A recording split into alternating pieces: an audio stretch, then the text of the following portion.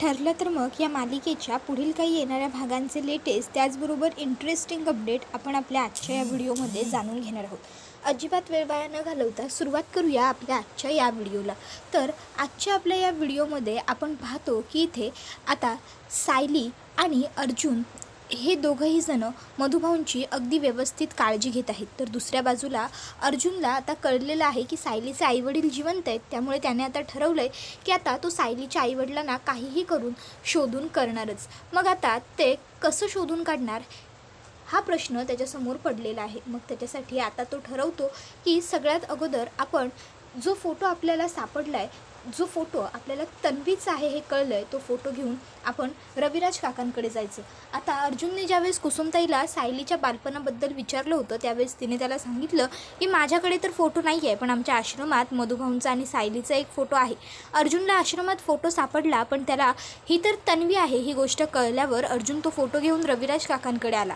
त्याने त्यांना तो फोटो दाखवला आणि हा बघ काका, लहानपणीचा तन्वीचा फोटो असं सांगितल्यावर त्यांनीही सांगितलं की हो, तन्वी ह्या वयात जेव्हा आली त्यावेळेस ती आमच्यापासून हरवली होती. खरं तर तन्वी जर आमच्यापासून हरवलीच नसती तर कदाचित हे सगळं घडलंच नसतं. हे विपरीत जे घडून बसलं ते घडायला नको होतं. खरंच आज जे काही घडलं आहे त्याला कधीकधी तो एक दिवस, ती एक रात्र कारणीभूत होती असं वाटतं, असं सगळं ते म्हणत असतात. प्रतिमा आत्यासुद्धा म्हणत असते, हो ना खरंच, जर तो अपघात त्या दिवशी घडला नसता तर आम्ही तिघं हरवलो नसतो, आम्ही तिघं वेगळे झालो नसतो. आणि जर आम्ही तिघं वेगळे झालो नसतो तर कदाचित तन्वीवरती माझे आणि रविराजांचे संस्कार असते आणि ती असं वागली नसती. त्याबरोबर अर्जुनला तर या गोष्टीची खात्री पटलेली असते की याचा अर्थ ही खरी तन्वी आहे. तर आता नागोबाने त्या तिघांचंही बोलणं ऐकलेलं असतं आणि आता त्याच्या लक्षात आलेलं असतं की अर्जुन इथे हा फोटो घेऊन आलेला आहे. याचा अर्थ नक्कीच अर्जुनला तन्वीबद्दल म्हणजेच खऱ्या तन्वीबद्दल काहीतरी कळालेलं आहे. खरी तन्वी सायली आहे वगैरे त्याला समजलं असणार, त्याशिवाय तो उगाचच काही शोध वगैरे घेत नाही आहे. मग जर आता सायली तन्वी आहे हे अर्जुनला कळलं असेल तर मग मात्र आपल्यासाठी ही गोष्ट अजिबातच चांगली नाही आहे. गेली 20 वर्ष 22 वर्ष मी प्रयत्न करतोय दादाची सगळी प्रॉपर्टी हडप करण्याचा, पण जर आता दादाला खरं कळलं की ही खरी तन्वीच नाही आहे आणि हिला मी आणून ठेवलं होतं इथे, तर मग मात्र दादा मला सोडणार नाही. तो मला घराच्या बाहेर काढेल. घराच्या बाहेर काढून गप्प बसला तर नशीब, जर मला त्याने जेलमध्ये वगैरे घालवलं तर मी काय करू? नाही नाही नाही, असं होता कामा नये. दादाला खरं काही झालं तरी कळता कामा नये. मग त्यासाठी अगदीच मला काहीही करावं लागलं तरीही चालेल. त्याबरोबर मग आता तो विचार करतो की मी काय करू, काय करता येईल मला. मग त्याला नेहमीप्रमाणे आठवतो तो म्हणजे महिपत. नागोबा म्हणत असतो की आजपर्यंत महिपत माझ्या खूप कामाला आलेला आहे आणि यापुढेही आता महिपतच माझ्या कामी पडणार आहे. मी महिपतकडे जातो, महिपतला या सर्व गोष्टी सांगतो, महिपतच आता मला ह्या सगळ्यातून बाहेर काढेल. मग नागोबा लगेचच ताबडतोब घरातनं गाडीची किल्ली घेतो आणि महिपतच्या घरी यायला निघालेला असतो. आता महिपत इकडे खूप खुश असतो कारण त्याच्या मुलीला म्हणजेच साक्षी शिखरेला आता चांगला वकील मिळालेला असतो, जो आता अर्जुन सुभेदारच्या विरोधात केस लढायला तयार असतो. तर आता इथे महिपत हा त्या संबंधित विचार करत असतो. इतक्यात तिकडे नागोबा पोहोचतो. नागोबाला लगेचच महिपत म्हणतो, कशाला आले तुम्ही तुमचं सडलं तोंड घेऊन इथे, काय काम आहे? त्याबरोबर लगेचच नागोबा म्हणत असतो, महिपत अरे चिडतोस कशाला? मी इथे माझ्या एकट्याच्या कामासाठी नाही तर आपल्या कामासाठी आणि आपल्या फायद्यासाठी आलो. त्याबरोबर महिपत लगेचच म्हणतो, बापरे, आपला फायदा, आपला विषय, बरोबर, सांगा मग काय आहे नेमका आपला विषय आणि काय आहे नेमका आपला फायदा? त्याबरोबर लगेचच आता इकडे तो सांगायला लागतो की तुला माहिती आहे का, अर्जुन आज किल्लेदारांच्या म्हणजे आमच्या घरी आला होता त्या लहानपणीच्या तन्वीचा फोटो घेऊन, आणि तो विचारत होता की तन्वी लहान असताना कशी होती वगैरे.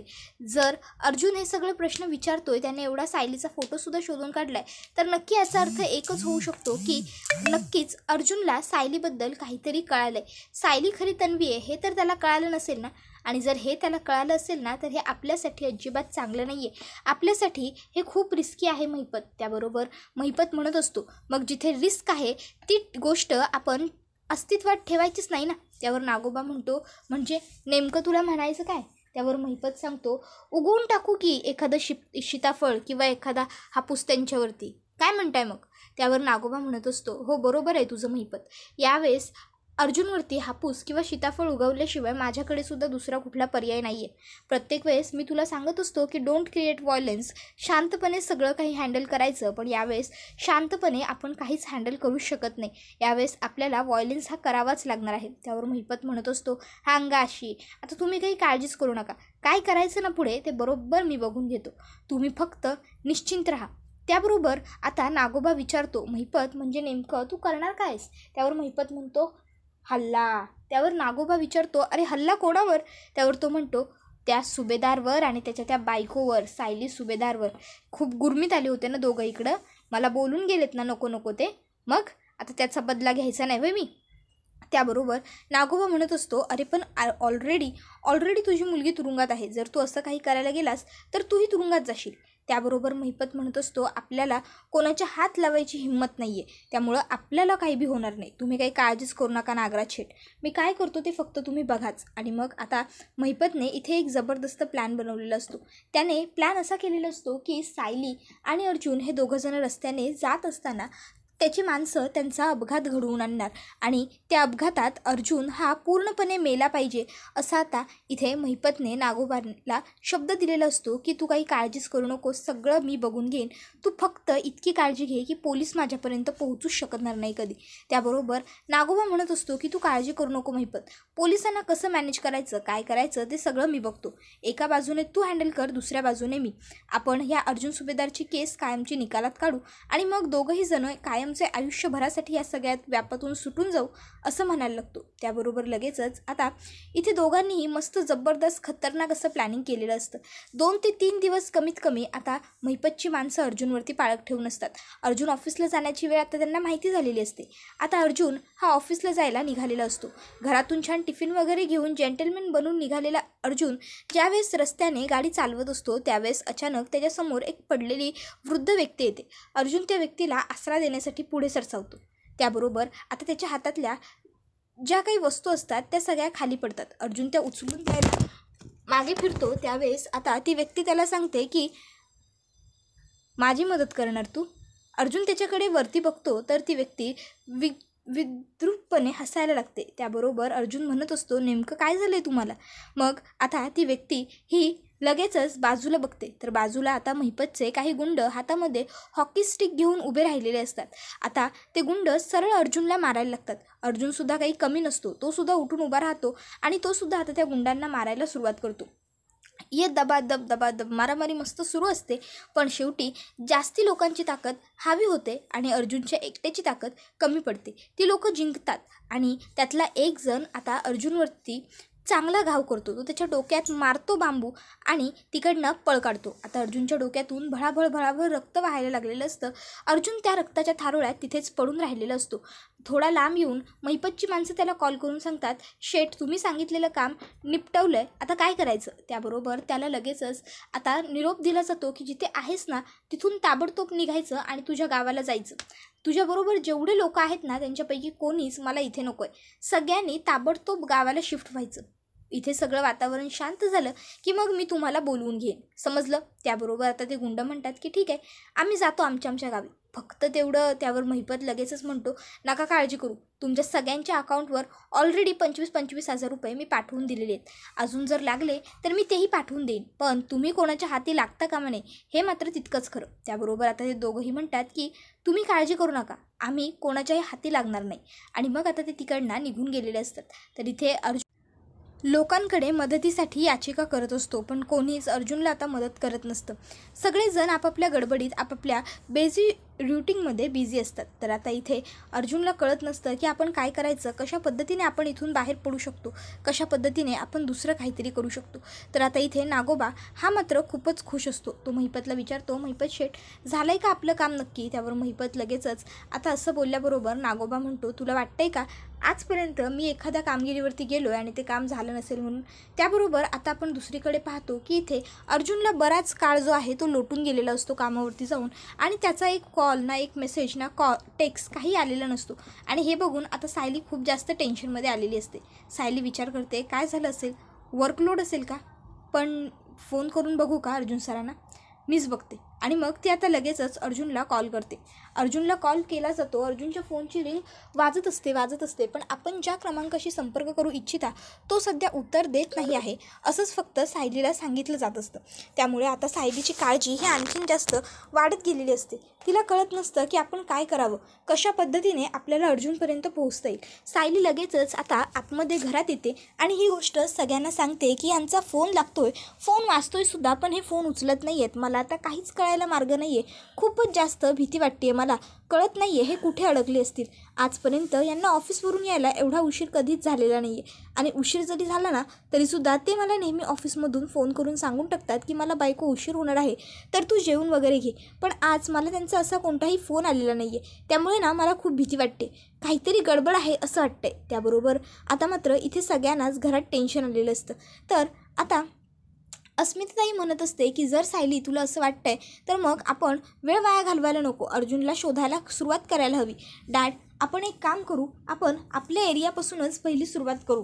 त्याबरोबर लगेचच इकडे प्रताप म्हणतो, हो मी एक काम करतो, मी चैतन्यालासुद्धा कॉल करतो. चैतन्याला जर काही माहीत असेल तर बघितलं पाहिजे ना. मग आता लगेचच इकडे अर्जुनचे बाबा म्हणजेच प्रताप हे चैतन्याला कॉल करतात आणि चैतन्याला म्हणतात, चैतन्य अरे ऐक ना जरा सायली काय म्हणते. चैतन्य सायलीच्या हातात फोन आल्यावर म्हणतो, हां वहिनी बोला ना. त्याबरोबर लगेच सायली म्हणत असते, भाऊजी अहो भाऊजी, आणि मग ती ढसाढसा रडत असते. त्याबरोबर आता मात्र इथे तो म्हणतो, वहिनी शांत व्हा, नेमकं काय झालं ते सांगा. त्यावर सायली म्हणत असते की अहो सकाळी हे जे ऑफिसला जायला निघालेत ते अजून घरी आलेले नाही आहेत. मला खूप काळजी वाटते.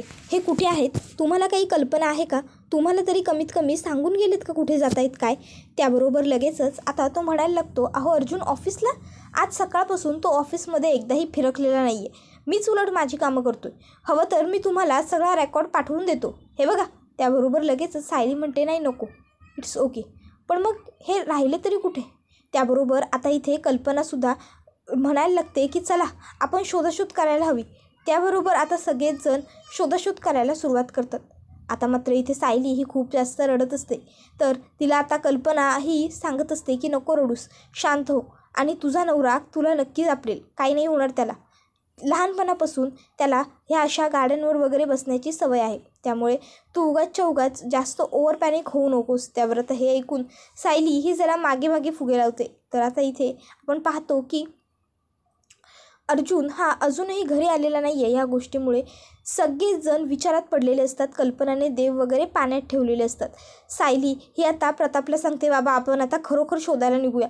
6:30 वाजत आले. त्याबरोबर आता लगेचच सायली आणि प्रताप हे दोघंजणं अर्जुनला शोधण्यासाठी घराबाहेर पडतात. तर इकडे कल्पना ही मात्र देवापाशी बसून असते आणि प्रार्थना करत असते की माझा मुलगा लवकरात लवकर ठीक व्हावा. मग आता अर्जुनला ही गोष्ट अजिबातच माहिती असते की आपल्या घरचे आपली एवढी काळजी करतील. त्यामुळे अर्जुन हा मात्र अगदी बिनधास्तपणे एका ठिकाणी बसून राहिलेला असतो. त्याला काहीच घेणं देणं पडलेलं नसतं. मग आपण पाहतो की आता एका ठिकाणी ते दोघंजणं येऊन थांबतात. शेवटी ते देऊळ असतं. आता तिथे त्यांना अर्जुन सापडतो. अर्जुनची अवस्था वाईट असते. अर्जुनला लागलेलं वगैरे असतं, पण त्याचा फोनही बंद असल्या कारणामुळे त्याने कोणाला कॉन्टॅक्टही केलेला नसतो. त्याचा फोनही त्या सगळ्या गडबडीत तुटून गेलेला असतो. मग आता अर्जुनला हॉस्पिटलमध्ये दाखल केलं जातं. डॉक्टर त्याच्यावर योग्य ते इलाज उपचार करतात आणि डॉक्टरांना आता ही गोष्ट क्लिअर होते की अर्जुनचा काही अंश मेमरी लॉस झालेला आहे. पण आता किती टक्के मेमरी अर्जुन विसरला आहे हे कळण्यासाठी अर्जुनच्या समोर ते लोक सायलीला उभं करतात. आता सायली ही अर्जुनला जेव्हा भेटायला जाते त्यावेळेस अर्जुन हा सायलीला बघून म्हणतो, अरे मिसेस गडबड घोटाळा, तुम्ही लग्न कधी केलं? त्याबरोबर आता इथे डॉक्टरांच्या लक्षात येतं की अर्जुन त्याचं लग्न विसरलं आहे. त्याबरोबर आता सायली म्हणते, अहो तुम्ही हे असं का बोलताय? त्याबरोबर आता सायली पुन्हा रडायला लागते. पण मग डॉक्टर सायलीला गप्प बसायला सांगतात आणि मग ते तिला बाहेर घेऊन येतात आणि प्रतापलासुद्धा बाहेर बोलवतात व सांगतात की यांच्यासमोर असं रडून ओरडून चालणार नाही. यांना जर सगळं पुन्हा आठवायचं असेल तर यांची काळजी घ्यावी लागेल आणि जर यांच्यासमोर तुम्हीच असा आरडाओरडा केला तर त्यांची मेमरी परत येण्या अगोदर त्यांच्या मेंदूवरती जास्त ताण पडेल आणि त्यांना त्रास होईल. आता हे कळल्यावर सायली गप्प बसायचं असं ठरवते. तर आता कल्पना तिला सांगते की आता माझ्या मुलापासून लांब राहा. तुझ्यामुळे ही सगळी वेळ आली. तुझ्याशी लग्न केलं, तुझ्या त्या मधुभाऊंची केस घेतली आणि तेव्हापासून माझ्या मुलाच्या पाठी फक्त हा त्रास लागलेला आहे. आत्तापर्यंत एवढ्या क्रिमिनल लोकांच्या केसेस तो लढला आहे, पण असं कधीच त्याच्या बाबतीत घडलं नव्हतं. एक कुठून त्याला तुझी केस सापडली आणि हे सगळं घडून बसलं. तुझ्या मधुभाऊनं तर त्याने निर्दोष या सगळ्यातून सोडवलं, पण माझ्या मुलाच्या जीवाचे मात्र फक्त हाल चाललेत. माझ्या घराचं सुख, माझ्या घराची शांती तुझ्यामुळे हरपून गेली. त्याबरोबर आता सायलीला खूप वाईट वाटतं आणि सायली ही आता रडत रडत तिकडनं निघते आणि खाली येऊन गुपचूप बसते. मग आता अस्मिता तिच्याकडे येते आणि ती तिला समजावून सांगते की हे बघ सायली, ही वेळ आता रडत बसण्याची नाही आहे, तर ही वेळ आता खंबीर होण्याची आहे. मधुभाऊंसाठी आणि अर्जुनसाठी तुला उभं राहायचं आहे. हे बघ, मला माहिती आहे, कळतंय मला की अर्जुन तुला विसरला. ही गोष्ट तुझ्यासाठी खूप त्रासदायक आहे, पण जर तू ह्या गोष्टीला आणखीन जास्त स्वतःला त्रास करून घेण्यासारखं करून घेशील तर तू आणखीन खचून जाशील. तू ह्या गोष्टीला पॉझिटिव्हली घे. अर्जुन तुला विसरला ही गोष्ट खरी आहे, पण अगं तुमच्या खूप चांगल्या आठवणीसुद्धा आहेत की. अर्जुनला तू सगळ्या त्या आठवणी आठवून दे आणि तुमचं प्रेम एवढं खमकं तर नक्कीच आहे की तुमचं प्रेम नक्की अर्जुनला त्याची पूर्ण मेमरी परत आणायला मदत करेल, हे मला माहिती आहे. त्यामुळे प्लीज आता खचून जाऊ नको, रडत बसू नको. सायली म्हणत असते, अस्मिता ताई, अहो तुम्ही असं कसं बोलताय? बघितलं ना आता ते माझ्याशी कसं बोलले. काय तर म्हणे मंगळसूत्र कोणी घातलं, लग्न कधी केलं. अहो कसं असं मी ऐकून घेऊ. त्याबरोबर आता लगेचच ती म्हणते, अगं हो मला मान्य आहे, पण मेमरी लॉस झाला आहे ना त्याचा, हळूहळू येईल परत, काळजी करू नकोस, होईल सगळं व्यवस्थित. त्याबरोबर सायली म्हणते, देवाकडे तेवढी एकच प्रार्थना करते आता मी की येऊ दे त्यांची बुद्धी लवकर परत. आणि मग आता लगेचच सायली ही देवाजवळ नमस्कार करायला येते आणि ती देवाजवळ रोज अगदी एकच प्रार्थना करत असते की माझ्या नवऱ्याची मेमरी लवकरात लवकर परत येऊ दे, पुन्हा माझा नवरा मला ओळखायला लागू दे, पुन्हा आम्ही दोघांनी एकत्र सुखाने गुणागोविंदाने संसार करू दे, माझ्या घरातलं सुख, समृद्धी, शांती सगळं परत येऊ दे, माझ्या मधुभाऊनं लवकरात लवकर शुद्ध येऊ दे, माझं सगळं कुटुंब पुन्हा पूर्वीसारखं हसत खेळत एकत्र राहू दे. देवा, का प्रत्येक वेळेस माझीच परीक्षा बघतोस? इकडून तिकडून आमचं लग्न झालं तर मधुभाऊनं सोडवण्यासाठी कॉन्ट्रॅक्ट मॅरेज केलं, नंतर एकमेकाच्या प्रेमात पडलो, मधुभाऊनं सोडवलं तर घरच्यांना कळलं कॉन्ट्रॅक्ट मॅरेज आहे, म्हणून घरच्यांनीच आम्हाला वेगळं केलं. तिथून कुठून कसे एकत्र आलो, नंतर मधुभाऊ यांच्यावरतीच मधुभाऊंवरती हल्ला झाला, ते कोमात गेले आणि आता अर्जुन सर मेमरी लॉस झाली. नक्की काय सुरू आहे तुझ्या मनात? का माझी एवढी परीक्षा बघतोयस तू? असं सगळं आता ती म्हणत असते. आता त्या ठिकाणी प्रतिमा आत्यासुद्धा येतात आणि त्यासुद्धा सायलीला धीर देत असतात की काळजी करू नकोस सायली, सगळं व्यवस्थित होईल, सगळं छान होईल. तर आता मात्र इथे सगळेजण सायलीला आधार द्यायचा प्रयत्न करत असतात. तर अर्जुनची मेमरी परत यावी यासाठी सुद्धा आता सगळेजण प्रार्थना करत असतात, प्रयत्न करत असतात. आता अर्जुनची मेमरी कशा पद्धतीने परत येणार हे पाहणं खूपच जास्त इंटरेस्टिंग ठरणार. त्यामुळे आपल्या व्हिडिओला लाईक कराच, पण त्याबरोबर चॅनलला सबस्क्राईब करून ठेवा, म्हणजे अर्जुनची मेमरी कशी परत येणार, पुढे काय काय घडणार, सगळं काही तुम्हाला अगदी व्यवस्थित आणि सविस्तर पद्धतीने आपल्या चॅनलवरती जाणून घेता येईल. तर आता इथे आपण पाहतो, प्रियाला सुद्धा कळालेलं असतं की अर्जुनचा मेमरी लॉस झालेला आहे आणि हे कळाल्यानंतर प्रिया खूपच जास्त आनंदी झालेली असते. तिला वाटत असतं की चला, मी जरी तुरुंगात असले तरी ही सायली बाहेर राहूनही मरतच आहे, तिला सुखी संसाराचं सुख काही मिळत नाही आहे. त्याबरोबर हा व्हिडिओ इथेच संपतो. व्हिडिओला लाईक करा, चॅनलला सबस्क्राईब करा. धन्यवाद.